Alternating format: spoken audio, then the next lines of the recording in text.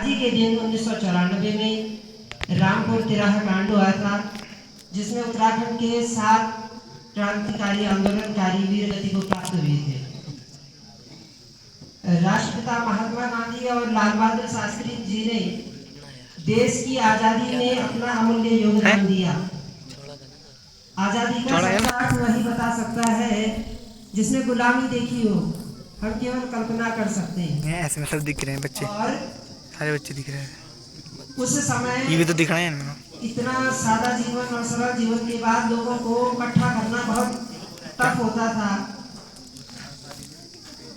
लोगों को क्रांति के लिए जुटाना, प्राणों की आहुति के लिए जुटाना बहुत ही टफ होता था। लोग जुड़ते नहीं थे।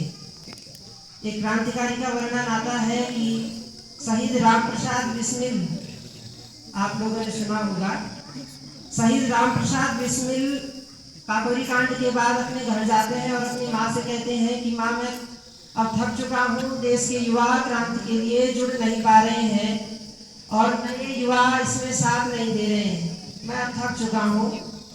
तो राम प्रसाद बिस्मिल की जो माता जी हैं वह कहती हैं कि जब देश के लिए, क्रांति के लिए आप घर से निकले थे तो ये कहकर निकले थे कि मैं भारत को आज़ादी के लिए, क्रांति के लिए अपना योगदान दूंगा, या ये शपथ ली थी कि लोग जुड़ेंगे तभी क्रांति के लिए आगे लड़ूंगा।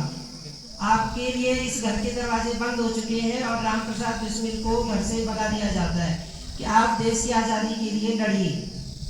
राम प्रसाद बिस्मिल पकड़े गए और उनको गोरखपुर में फांसी दे दी गई, गोरखपुर की जेल में।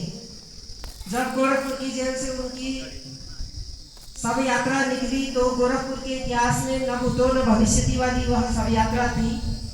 और गोरखपुर में एक ग्राम तिरा है, वहां पर उनकी माता जी ने उनकी शव को लाया और उनकी तिरड़ी को खड़ा किया। हिंदू धर्म में शव यात्रा को, शव को खड़ा नहीं किया जाता है, लेकिन उन्होंने खड़ा किया और पूरे लोगों से आह्वान किया कि आप भी इनकी तरह बनिए। राम गए, हमारे लिए गौरव की बात है कि वो देश के लिए कुछ सिखा के गए और मैं वीर की माता हूँ, रोऊंगी नहीं। आप भी उनकी तरह बनिए और देश को आज़ादी में अपना योगदान दीजिए।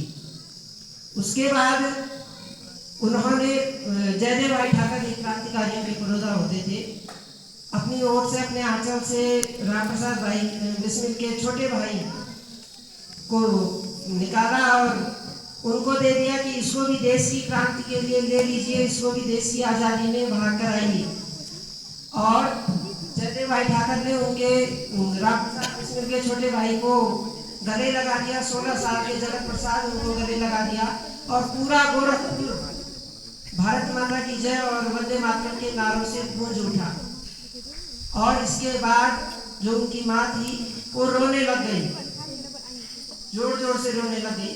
तो जयदेव भाई ठाकर ने कहा कि आप क्रांतिकारी की माँ है, राम प्रसाद बिस्मिल चले गए इसलिए नहीं रोई, जगत छोटा है उससे ज्यादा लाड है क्या, इसलिए रो रहे हैं।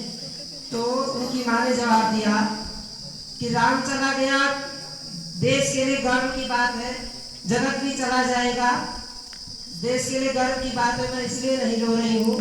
लेकिन अब मेरी कोख सूनी हो चुकी है। भारत माता यदि मुझसे अब मांगेगी तो मेरे पास देने के लिए कुछ नहीं है। इस रिक्तता को देख करके रो रही हूँ।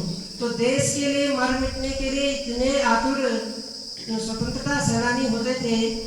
सोचिए उस समय क्या परिस्थितियाँ रही होंगी कि महात्मा गांधी की एक आवाज पर दांडी मार्च, चंपारण और असहयोग आंदोलन जैसे आंदोलन हुए। क्या कोई कल्पना कर सकता है कि कोई अपनी नौकरी छोड़ दे? लेकिन असहयोग आंदोलन में जब गांधी जी ने आह्वान किया तो लोगों ने अपनी नौकरियां छोड़ दी। दांडी मार्च में जब, और उसका सबसे मेन वो था लोगों को जोड़ने का कि उनका एक ही अपने जीवन में था कि परोपदेश कुशल बहु तेरे, जे आज नहीं थे नर न गधेरे।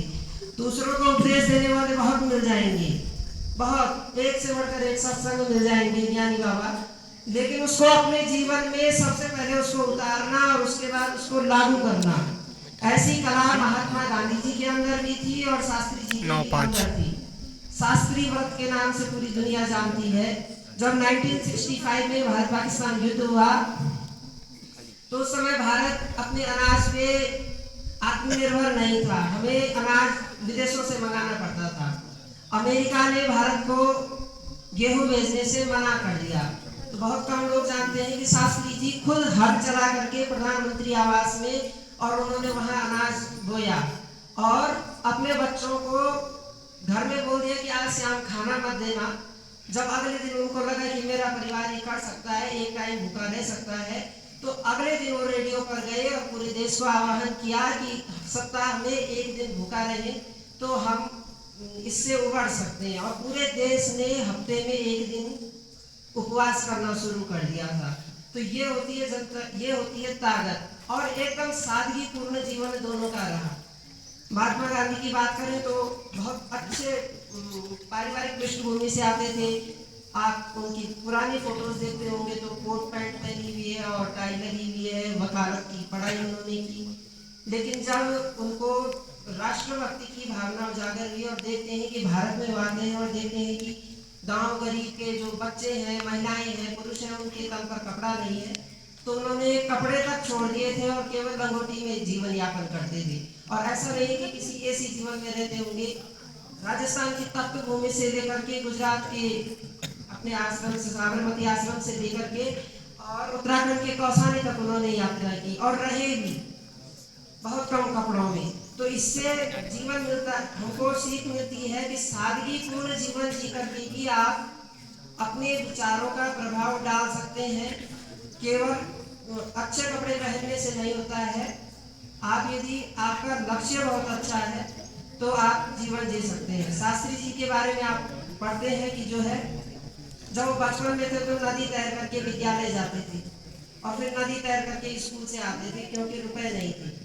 पिताजी बहुत कम उम्र में उनके पिताजी का देहावसान हो गया था। तो जब वह एक बार किसी आम के बगीचे में चोरी करने गए और आम के बगीचे के मालिक ने उन्हें पकड़ा तो बोला कि किनका लड़का है, तो उन्होंने बताया। तो आम उस मालिक ने कहा कि भाई आप उनके लड़के हो, तुम्हारे तो पिताजी भी नहीं है और तुम ऐसे काम कर रहे हो। उनको समझाया।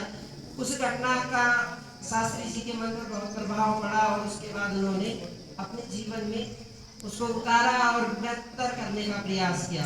एकदम सादगीपूर्ण जीवन। एक बार रेल मंत्री बने तो जो है रेल दुर्घटना हो गई थी, उन्होंने तत्काल इस्तीफा दे दिया था कि इसकी जिम्मेदारी मैं स्वयं लेता हूँ। आज का वैसे नेता नहीं देखने को मिलते हैं। एक बार कश्मीर, नेहरू जी कश्मीर भेजना चाह रहे थे शास्त्री जी को, लेकिन शास्त्री जी बार बार मना कर रही थी कि मैं कश्मीर नहीं जाऊंगा। तब वे रेल मंत्री थे। जब बार बार बोलने पे हुआ तो उन्होंने कहा कि कश्मीर में बहुत ठंड है और मेरे पास गर्म कपड़े नहीं है कश्मीर जाने के लिए।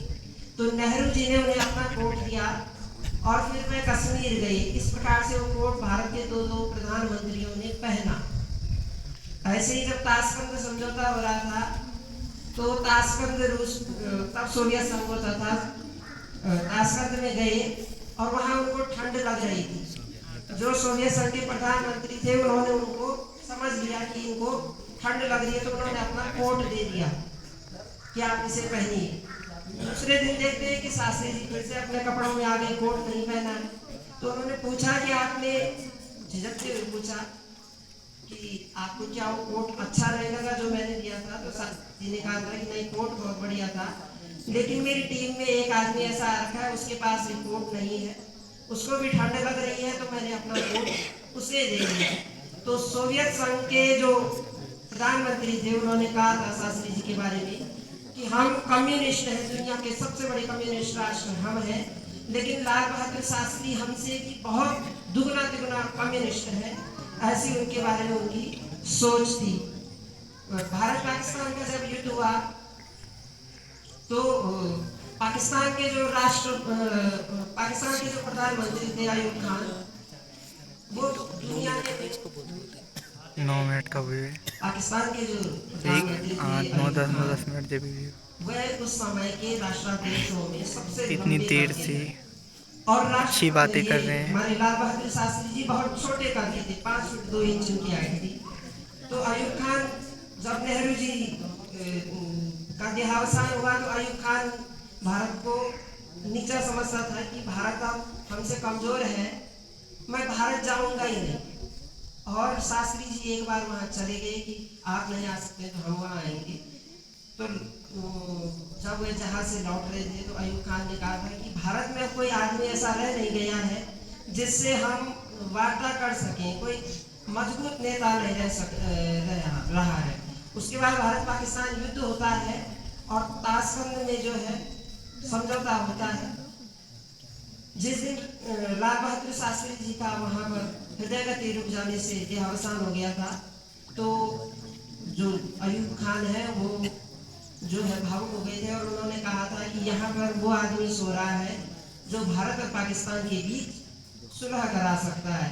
और अगले दिन जब शास्त्री जी का शव यात्रा निकला तो उसमें कंधे देने वालों में रूस के प्रधानमंत्री, पाकिस्तान के जो अयूब खान है वो थे और बहुत बड़ा जमावड़ा उतरा हुआ था।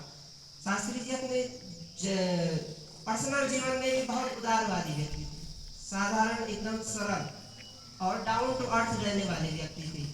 वह कभी भी अपनी चीजों पर घमंड नहीं करते थे। उनके जो बच्चे हैं वो जब स्कूल जाते थे तो टांगे पे जाते थे और उनके जितने अपने अंडर में सेक्रेटरी हैं, कलीग हैं, जितने सचिव हैं, मंत्री हैं, उनके बच्चे कार पे जाते थे। तो एक बार उनके बच्चे ने जो है कार उठा ली और घुमा करके ला गई रात को कि चलो ले आते हैं। सुबह जब उन्होंने देखा और पूछा अपने बेटे से कि ये कार तुमने चलाई है, तो उन्होंने हाँ कहा। तो शास्त्री जी ने अपनी जेब से उतने रुपए निकाले और जो 13 किलोमीटर उनका बच्चा गाड़ी घुमा करके ले गया था उसका गवर्नमेंट फंड है उसमें जमा करा दिए कि ये कार भारत के प्रधानमंत्री की है, ये लाल बहादुर शास्त्री के बच्चों के लिए नहीं है। और अपने परिवार के लिए उनकी स्ट्रिक्ट गाइडलाइन थी कि कहीं पर भी आप मेरे नाम का उपयोग नहीं करेंगे। ये एक बहुत बड़ी बात होती है। आजकल तो कोई छोटा सा प्रधान भी बनता है तो वो भी अपनी गाड़ी में दिखा देता है प्रधानमंत्री, या सांसद, विधायक, पुलिस, ये चीजें लिखवा देते हैं। लेकिन उनका स्ट्रिक्ट कहना था कि मेरे नाम का दुरुपयोग आप कहीं भी नहीं करेंगे।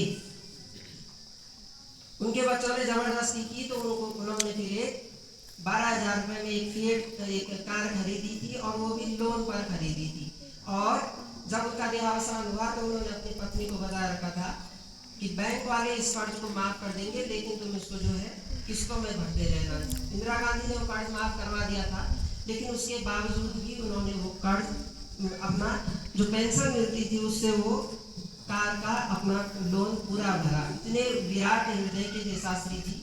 और उनका जो है हमें अपने दैनिक जीवन में उनका जो शालीनता है, उदारता है, उसको अपनाना चाहिए। उन्होंने बताया कि जब व्यक्ति के संकल्प और इरादे मजबूत हो तो व्यक्ति कुछ भी कर सकता है। 62 के चीन युद्ध में भारत हार चुका था और उसके बाद युद्ध से उभरा भी नहीं था देश। उन्होंने भारत पाकिस्तान युद्ध में भारत को विजय दिलाई थी। इन्हीं शब्दों के साथ मैं अपनी वाणी को विराम देता हूँ। धन्यवाद।